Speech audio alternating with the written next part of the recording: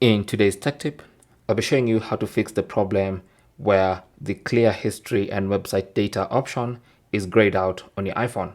Maybe you want to clear your browsing history on Safari, but if you go to settings, Safari, and then try to come to this option to clear history and website data, you find that it's grayed out. How do you fix that problem? Now, the main culprit of why it's grayed out is because of screen time settings. So you want to exit out of here. So let's go back to the main settings page.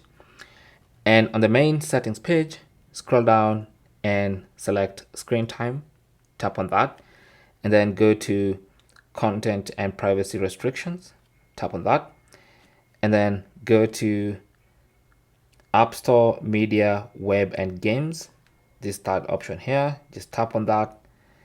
And then under web content, if you tap on that, you'll see we have a limit, a restriction on web content. Okay, and that is why you're not able to delete your browsing history. So what you want to do is make sure this is on unrestricted.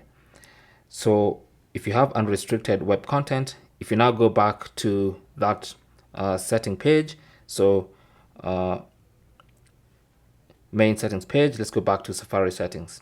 So we're gonna go to apps and then scroll all the way to S for Safari, and then scroll, and you should see that this time the option is available for you to clear history and website data.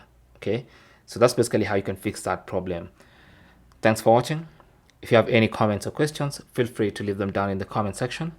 If you found this video useful, don't forget to leave a like, possibly also subscribe for more tips, and I will talk to you in the next one. Good luck.